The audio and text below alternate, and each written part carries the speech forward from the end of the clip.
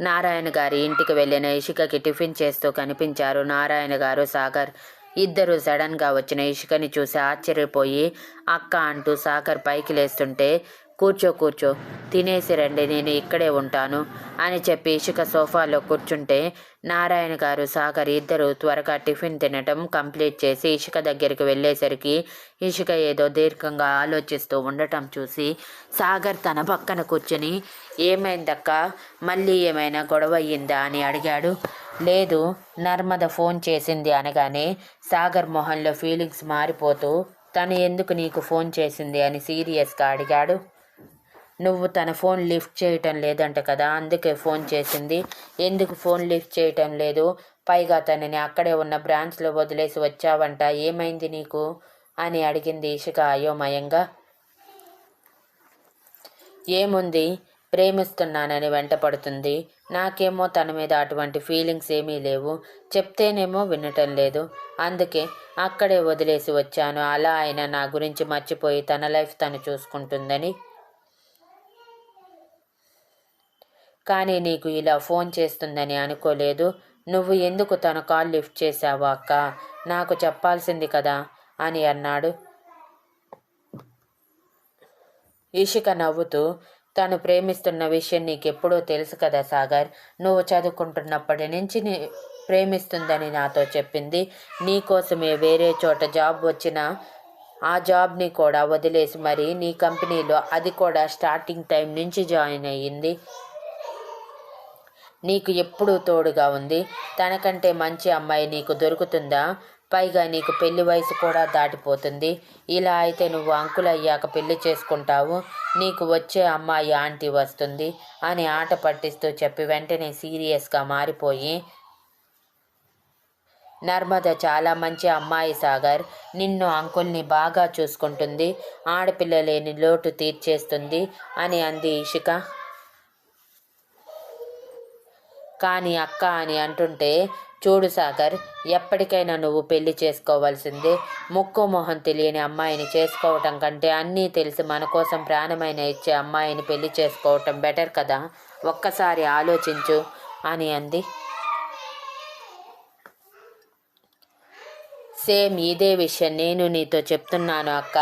బావ నీ కోసం ప్రాణాలు ఇవ్వటానికైనా రెడీగా ఉన్నాడు. ఇకపై అయినా బావ కోసం ఆలోచించు. నీ లైఫ్లో ఆల్రెడీ 4 సంవత్సరాలు వేస్ట్ చేసుకున్నావు. నీ జీవితాన్ని తిరిగి వెనక్కి చూసుకుంటే అక్కడ కనిపించేవి మీ ఇద్దరి ఎడబాటే తప్ప సంతోషమైన క్షణాలు ఉండవు. జరిగిన దాన్ని మర్చిపో అని నేనేమీ చెప్పను, కానీ బావ నీ మీద చూపించే ప్రేమని అర్థం చేసుకో. నీకు తెలుసా, బావ కాలేజ్లో ఉన్న టైంలో ఎంతమంది ప్రపోజ్ చేశారో, కానీ బావ కనీసం ఎవరిని దగ్గరికి కూడా రానిచ్చేవాడు కాదు. చూపులతోనే 10 అడుగుల దూరంలో ఆపేసేవాడు. ఎవరైనా ట్రై చేస్తే తన పద్ధతిలో చెప్పేవాడు, అంటే కొట్టేవాడు, కానీ దగ్గరికి రానివ్వలేదు. తన కోసం ప్రాణాలు ఇస్తానన్నా సరే ఏ ఫీలింగ్ లేకుండా సైలెంట్గా పక్కకి వెళ్ళి తప్పుకునేవాడు. అటువంటి బావ నీ కోసం పిచ్చోడైపోయాడక్క. నీకు తెలియదు, నువ్వు నాకు కనిపించిన పరిస్థితుల్లో వారం రోజులు నేను బావకి చెప్పే పొజిషన్లో లేను. వారం తర్వాత ఫోన్ చేసి నీ గురించి చెప్పగానే ఆగమేఘాల మీద ముంబై వచ్చి నన్ను బ్రతిమిలాడాడు నిన్ను చూసుకోమని.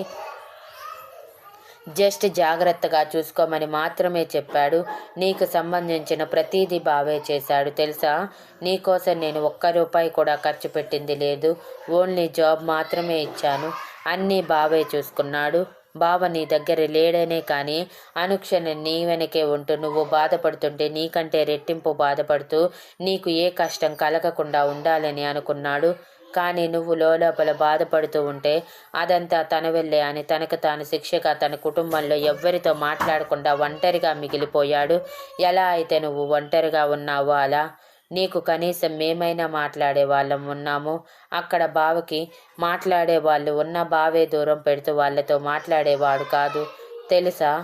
ఇక మీ అమ్మమ్మ నువ్వు వెళ్ళిపోయాక ఆవిడకి హార్ట్ అటాక్ వచ్చి హాస్పిటల్లో జాయిన్ అయ్యి ఇంటికి వచ్చాక నీకు జరిగిన అన్యాయంకి ఆవిడ బావతో మాట్లాడటం పూర్తిగా మానేసింది. నీకు తెలుసు కదా బావకి ఆవిడంటే ఎంత ఇష్టమో. ఆవిడ దూరం నీ దూరం ఒకేసారి బావని చాలా కృంగదీసింది. నేను కాలేజీలో చూసిన బావకి, నువ్వు దూరం అయ్యాక చూసిన బావకి ఎంత తేడా ఉందో తెలుసా? వారం రోజులకే మొహం పీక్కుపోయి, తిన్నాడో లేదో, అసలు బ్రతకటానికైనా 4 ముద్దలు, కనీసం మంచినీళ్ళైనా తాగుతున్నాడో లేదో అన్నట్టు అయిపోయింది బావ పరిస్థితి. నిన్ను చూశాకే బావ ప్రాణం లేచి వచ్చినట్టయి నీకోసమే బ్రతకాలని అనుకున్నాడు. ఇక నీ కడుపులో ఉన్న మీ ప్రేమకి ప్రతిరూపం ఉందని తెలియగానే నేల మీద ఆనలేదు తెలుసా? నీ దగ్గరికి వచ్చి వెంటనే నిన్ను తీసుకువెళ్ళిపోవాలనుకున్నాడు. కానీ డాక్టర్ నువ్వు డిప్రెషన్లో ఉన్నావని చెప్పి భయపెట్టడంతో నిన్ను తీసుకువెళ్ళలేక, అలా అని నీకు దూరంగా ఉండలేక, ఎన్నిసార్లు నిన్ను దగ్గరికి తీసుకోవాలన్నా తీసుకోలేక ఎంత నలిగిపోయాడో తెలుసా? నువ్వు నిద్రపోయేటప్పుడు ఎన్నిసార్లు వచ్చి చూసుకున్నాడో తెలుసా? బావ కళ్ళల్లోనే కనిపిస్తుంది నీ మీద ఎంత ప్రాణం పెట్టుకున్నాడు అనేది. ఒప్పుకుంటాను, బావ నీ విషయంలో తప్పు చేశాడు. మగాళ్ళు ఆవేశంలో తప్పులు చేస్తారక్క. ఆడవాళ్ళే వాటిని సరిదిద్దుతూ సరైన పనిష్మెంట్స్ ఇస్తూ వాళ్ళని సరైన దారిలో పెట్టాలి. అంతేకాని నువ్వు తప్పు చేశావు కాబట్టి నీ దగ్గర నేను ఉండను అంటూ దూరంగా వెళ్తే ఈ సమాజంలో అందరూ ఒంటరిగానే ఉంటారు. ఎందుకంటే ఏదో ఒక క్షణంలో ప్రతి ఒక్కరూ తప్పు చేస్తారు అని చెప్పి పైకి లేచిన సాగర్ని చూసిన ఇషిక, చాలా పెద్దవాడివైపోయావు. నర్మద గురించి కూడా ఆలోచించు ఒకసారి. తనలాంటి అమ్మాయి నీకు దొరకటం కష్టం అని చెప్పింది. నేను ఆలోచిస్తాను. నువ్వు కూడా బావ గురించి ఒకసారి ఆలోచించు. నీ లైఫ్ గురించి ఆలోచించు. ముఖ్యంగా ఇషిత గురించి ఆలోచించు. జరిగింది మనసు పొరల్లో నుంచి తీసేయకు, కానీ మర్చిపోవటానికి ప్రయత్నించు. బావ ప్రేమని అర్థం చేసుకో అని మాత్రమే చెప్తాను అక్క అని చెప్పి వెళ్ళిపోయాడు సాగర్. సాగర్ వెళ్ళిపోయాక నారాయణ గారి భుజం మీద వాలిన ఇషిక కన్నీళ్లతో, ఏం చెయ్యాలో కూడా అర్థం కావట్లేదు అంకుల్. ఒకవైపు ఇవాన్ గారిని యాక్సెప్ట్ చేయాలి అనిపిస్తున్నా, మరోవైపు ఆడపిల్లకి ఉండే ఆత్మాభిమానం ఎదురు తిరుగుతూ నిన్నిన్ని బాధలు పెట్టినా అవమానించిన మనిషిని ఎలా యాక్సెప్ట్ చేస్తావని అంటుంది. ఏం చెయ్యాలో అర్థం కావట్లేదు అంకుల్, మీరే నాకు ఏదో ఒక సలహా ఇవ్వండి అని అడిగింది. ఒక్క మాట చెప్తాను వింటావా ఇషిక అని అన్నారు నారాయణ గారు. ఏంటది అన్నట్టు ఇషిక తల పైకెత్తి నారాయణ గారి వైపు చూస్తే, ఇవాన్ నిన్ను కాకుండా పొరపాటునైనా సరే వేరే ఆడదాని వైపు తప్పుగా చూశాడా, తప్పుగా ప్రవర్తించాడా అని అడిగారు నారాయణ గారు. లేదు అంకుల్, కానీ ఆయన నిషా అనే అమ్మాయిని నాకంటే ముందే ప్రేమించారు అని అంటే నారాయణ గారు నవ్వుతూ, నిజంగా ప్రేమించిన వాడైతే నిన్ను పెళ్లి చేసుకోడు ఇషిక, ప్రేమించిన అమ్మాయిని పెళ్లి చేసుకుంటాడు. నువ్వు తన విషయంలో తప్పు చేసిన వేరే రకంగా పనిష్మెంట్ ఇచ్చేవాడే తప్ప పెళ్లి చేసుకొని నిన్ను దగ్గర పెట్టుకునేవాడు కాదు. నువ్వే అన్నావు ఇవాన్ నిన్ను ఎంతగానో ప్రేమించాడని. మరి ఆ ప్రేమ మీద నమ్మకం లేదా అని అడిగారు. నిజంగానే లేదు అంకుల్. ఈరోజు నాతో బాగున్న ఆయన రేపటి రోజు మళ్ళీ పిచ్చి లేచి మళ్ళీ నన్ను బాధ పెట్టరన్న నమ్మకం లేదు కదా. ముఖ్యంగా ఆయన్ని చూస్తున్న ప్రతిసారి నా కొడుకే నాకు గుర్తుకు వస్తున్నాడు. వాడిని కల్లారా చూసుకున్నది లేకుండానే నా నుంచి దూరం అయిపోయాడన్న సంగతి గుర్తొస్తున్న ప్రతిసారి ఎందుకో మనసంతా బాధగా మారి ఆయన్ని యాక్సెప్ట్ చేయలేకపోతున్నాను అని కన్నీళ్లతో అంది ఇషిక. నీ బాధ నాకు అర్థమవుతుంది ఇషిక. అదే నీ కొడుకు డాక్టర్ చెప్పారు కదా, పుట్టగానే చనిపోయాడని. అప్పుడే చనిపోయి ఉంటే నువ్వు ఇవాన్ని తప్పు పట్టగలవా? అలా కూడా కాకుండా కాంప్లికేషన్స్ వచ్చి నీ కడుపులోనే చనిపోయి ఉంటే నువ్వు ఇవాన్ని తప్పు పట్టగలవా? జరిగేది ఎప్పుడు జరగక మానదు ఇషిక. మనం వాటిని యాక్సెప్ట్ చెయ్యాలే చెప్ప, జరిగిన వాటిని తలుచుకుంటూ ముందున్న అందమైన భవిష్యత్తుని పాడు చేసుకోకూడదు.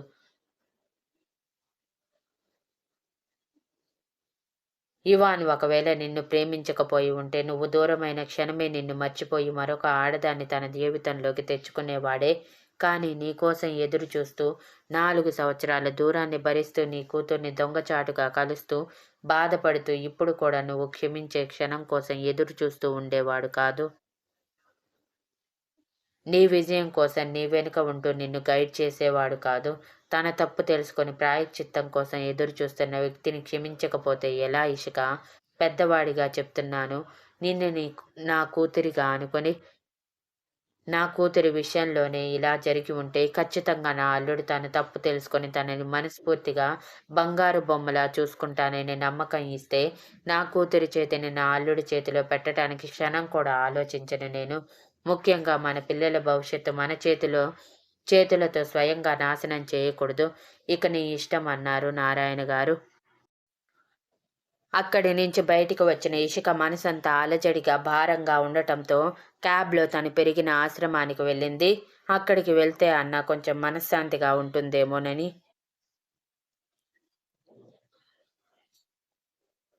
ఆశ్రమానికి చేరుకున్న ఇషికని చూసి మంగమ్మ ఆశ్చర్యపోయి చిన్నపిల్లల్ని ఆడిపిస్తున్నది కాస్త ఇషిక దగ్గరికి వచ్చి, ఏంటి అమ్మాయి గారు ఇన్ని రోజులకి ఇలా వచ్చారు? కనీసం వారానికి ఒక్కసారైనా ఇటు వస్తారని అనుకున్నాను.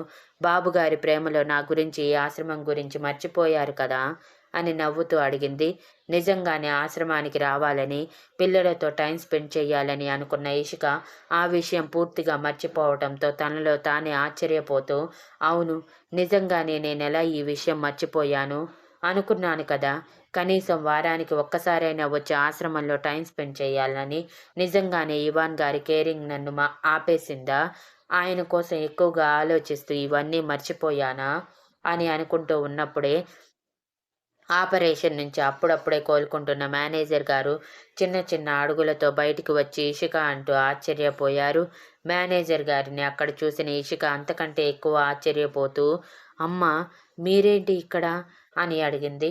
ఇషిక అంటూ ఇషికని సైడ్ నుంచి హత్తుకున్న మేనేజర్ గారు ఆనంద బాష్పాలతో, అసలు నా వైపు చూస్తావని కూడా అనుకోలేదు ఇషు, కానీ వచ్చావు నా కోసమేనా అని అడిగితే ఇషికకి ఏం చెప్పాలో అర్థం కాక, మీకోసం కాదు అని చెప్పలేక, అది కాదు అమ్మా, అసలు నువ్వేంటి ఇక్కడ? నిన్నిక్కడి నుంచి తీసేశానని అన్నారు కదా ఇవాన్ గారు అని అయోమయంగా అడిగింది టాపిక్ డైవర్ట్ చేస్తూ. నిజమే, ఇవాన్ నన్ను ఇక్కడి నుంచి తీసేశాడు. కానీ నాకు మాత్రం జీవనాధారం ఏం లేదు కదా ఇషు. నేను ఒక అనాథనే కదా. ఆపరేషన్ జరిగాక ఒక వారం రోజులు హాస్పిటల్లో నర్స్ ద్వారా నన్ను చూసుకున్నాడు. తర్వాత నేనొక్కదాన్నే వెళ్ళి ఆ గుడిసెలో ఉండలేను. నా పనులు నేను చేసుకోలేను. ఆఖరికి ఏ పని చేసుకొని బ్రతకలేను. అందుకే నా గురించి ఆలోచించి నీకోసం, కేవలం నీ మీద ఉన్న ప్రేమతో నేను కష్టపడుతుంటే నువ్వు బాధపడతావని నన్ను తీసుకువచ్చి ఇక్కడ పెట్టాడు చిన్నపిల్లల్ని చూసుకోమని. ఈసారి చిన్న పొరపాటు ఏదైనా జరిగితే ప్రాణాలు తీస్తానని బెదిరించి మరి అని చిరునవ్వుతో అన్నారు.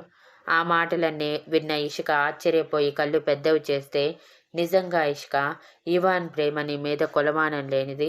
నీకోసం ఏం చేయడానికైనా వెనకాడను తను. నువ్వు ఒక్క మాట చెప్తే చాలు. ఆకాశంలో చందమామని తీసుకురాకపోవచ్చు కానీ నీ సంతోషం కోసం తన సంతోషం వదులుకోవటానికి క్షణం కూడా ఆలోచించడు. అంత ప్రాణం నువ్వంటే. తన మాటల్లోని 10 మాటలు నీ గురించే, 9 మాటలు ఉంటాయి తెలుసా అని అంటుంటే మంగమ్మ నవ్వుతూ, అయ్యో, మీరు ఇదేం చేశారు? ఇషిక అమ్మాయి గారు ఇవాన్ బాబు దగ్గర లేని సమయంలో వారానికి కనీసం ఒక్కరోజైనా ఇక్కడికి వచ్చి పిల్లలతో టైం స్పెండ్ చేస్తూనే ఇషిక అమ్మాయి గారు ఉన్న రూమ్లోనే రోజు మొత్తం ఉండి ఆ రూమ్లో అమ్మాయి గారి జ్ఞాపకాలను పోగు చేసుకుంటూ తర్వాత రోజు ఉదయం వెళ్ళిపోయేవారు. అసలు ఈ ఆశ్రమాన్ని దగ్గరుండి చూసుకుంటుంది కూడా కేవలం అమ్మాయి గారి కోసమే అని అంది మంగమ్మ.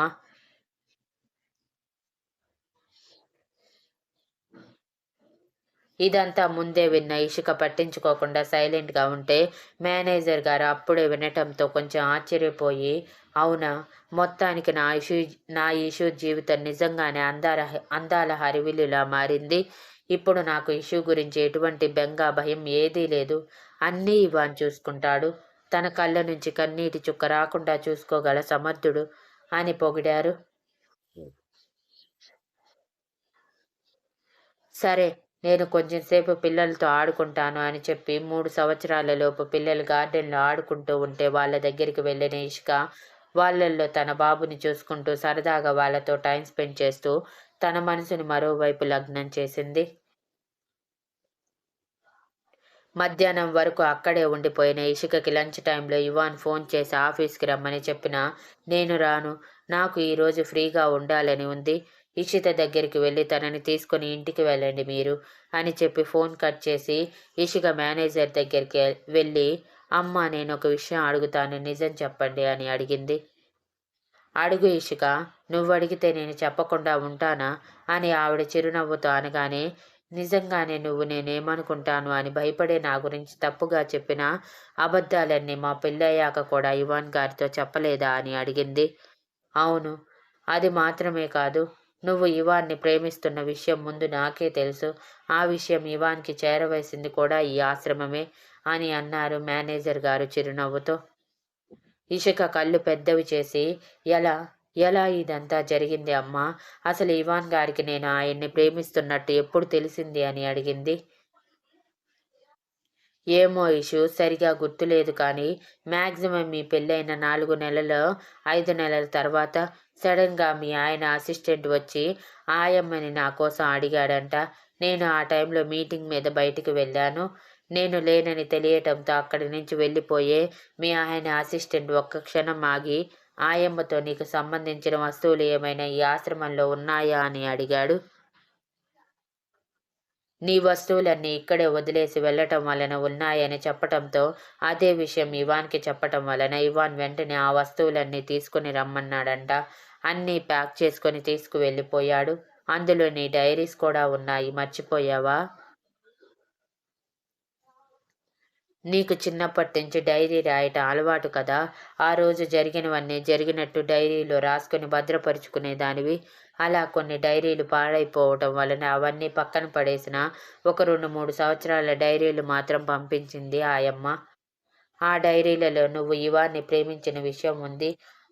అలా మీ ఆయనకి నువ్వు ప్రేమించిన విషయం మొత్తం తెలిసింది.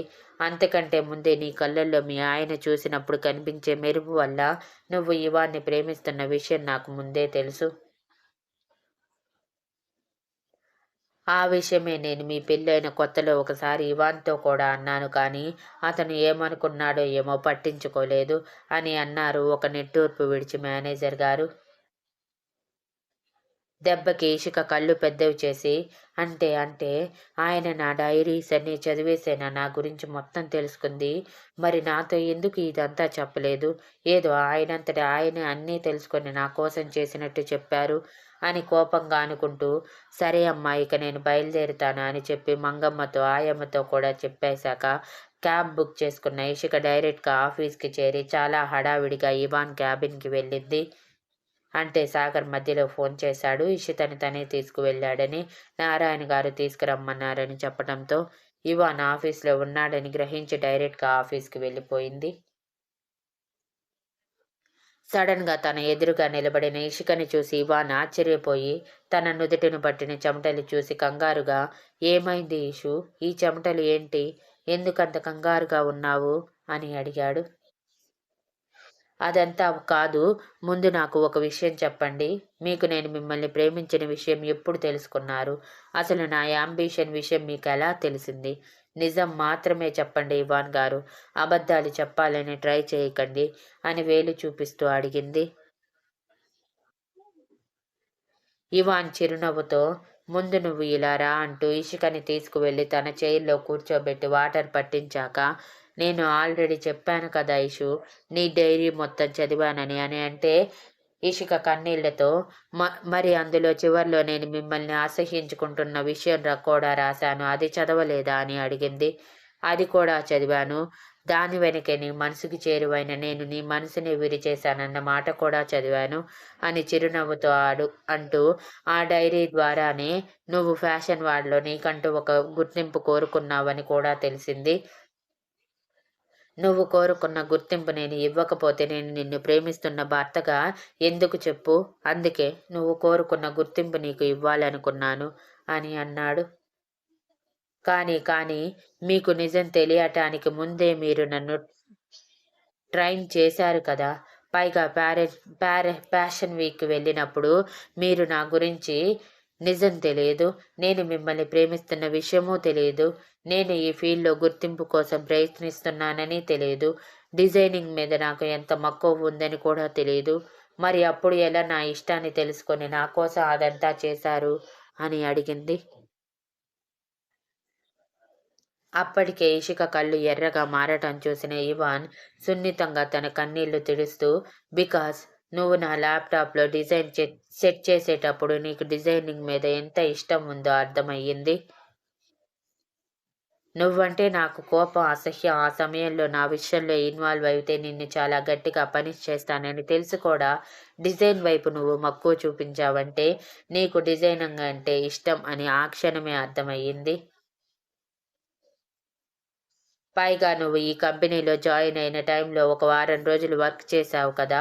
ఆ 1 వీక్ ప్రతి క్షణం నేను నిన్ను గమనిస్తూనే ఉన్నాను.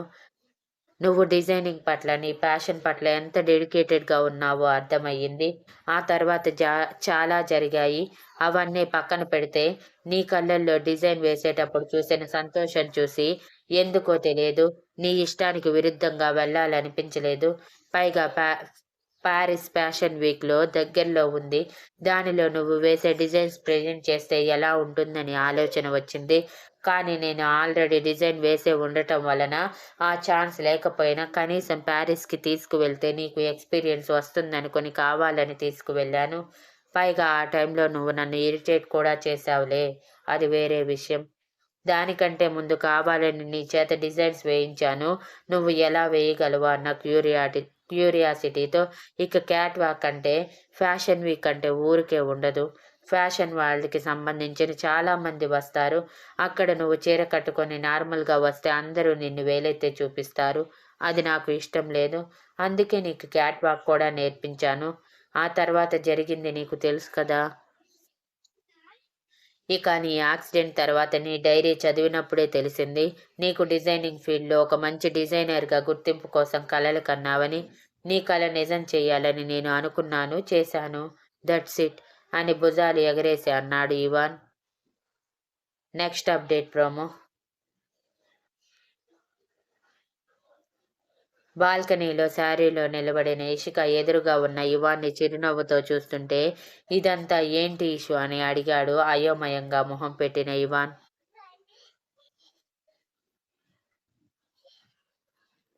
Thank you for listening, and please like, share, comment and subscribe.